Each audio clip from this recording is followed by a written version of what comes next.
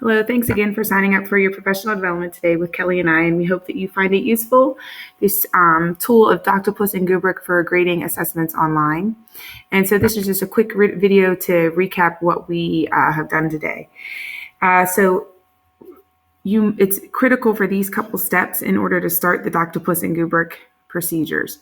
You must to keep things organized, you're going to want to create a folder in your drive for grading, labeling it, grading, scoring, and within that, probably all your class periods that you teach. You then must always, when using Doctopus, have to start in a Google Sheet. And then your rubric that you're using with Gubrick has to also be in a Google Sheet. And then lastly, you have to make sure, because Doctopus merges with Google Classroom, that in order to grade and give feedback electronically, you have to make whatever your assessment piece is as an assignment in Google Classroom. It can't be an announcement, it has to be an assignment. And then lastly, Doctopus then automatically ingests those assignments from Google Classroom. So let's go quickly through the steps that we just went through in our professional development.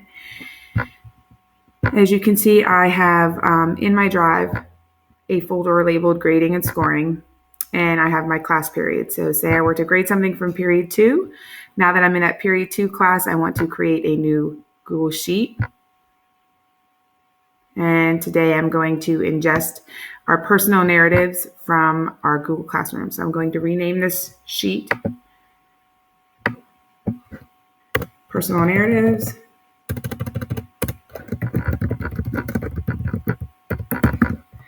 And once I've done that, as we've already done today, you want to then install, or you want to launch the add-on Doctopus. So I go to Doctopus, click launch, and it takes a couple seconds. And once it does, here to the right, we want to select a roster. And that roster is, I want to ingest from Google Classroom. And then next will be to select a class. And I remember doing period 2. And then I want to select assignment, which is personal narrative drafts. Now I would need to ingest those assignments from my class. And it takes a couple minutes because it is filtering and merging all of the information from Google Classroom like an octopus with all of its tentacles, pulling in the information and data. And here I already have an example of the spreadsheet. So this is what it looks like once it merges. And you can see I have each of my students and a link to each of their assessments, each of their essays that they wrote in class.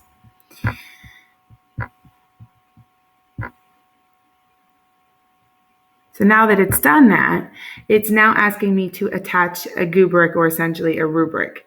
So I want to click on this link. And then I want to pull from my drive any of the rubrics that I have. And as we said before, remember your rubric has to be in a Google Sheet for it to merge. So I'm going to use this rubric, and I'm going to click Attach Rubric.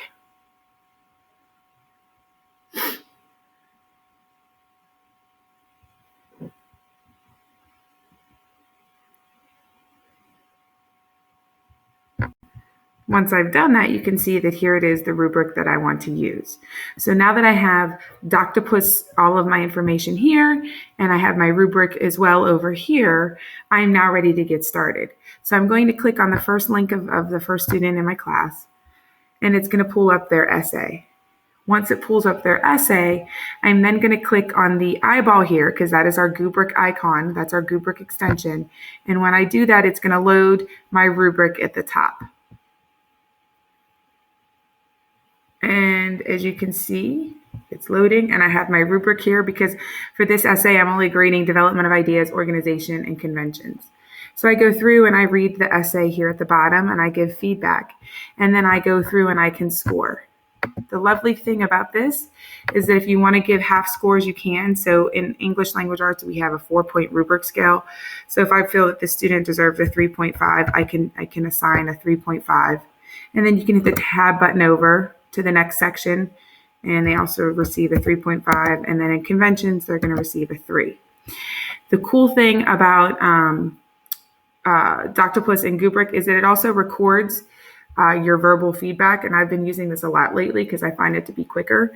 So I click this little speaker icon And right now it's showing that I'm recording everything that I'm saying to the student. So I would give verbal feedback instead of typing it.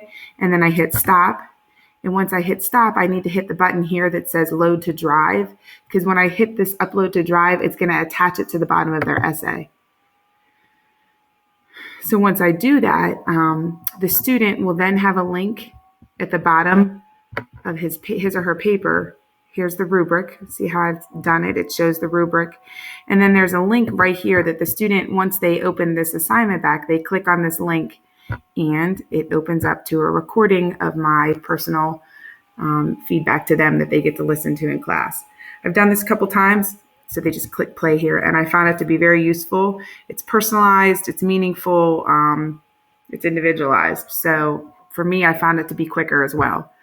So once I do that, I hit the submit button. And when I hit the submit button, it's going to take me directly to the next student in my class, so that I can quickly go through and filter through these assessment pieces. So again, Rubric must start with a Google Sheet. You must have your rubric in a Google Sheet. You must make your assessment and assignment in Google Classroom, and then it automatically ingests your students and allows you to go through your class list one at a time, each student, by hitting the submit button. Again, it's a Doctopus add-on in the Google Sheet and Rubric extension.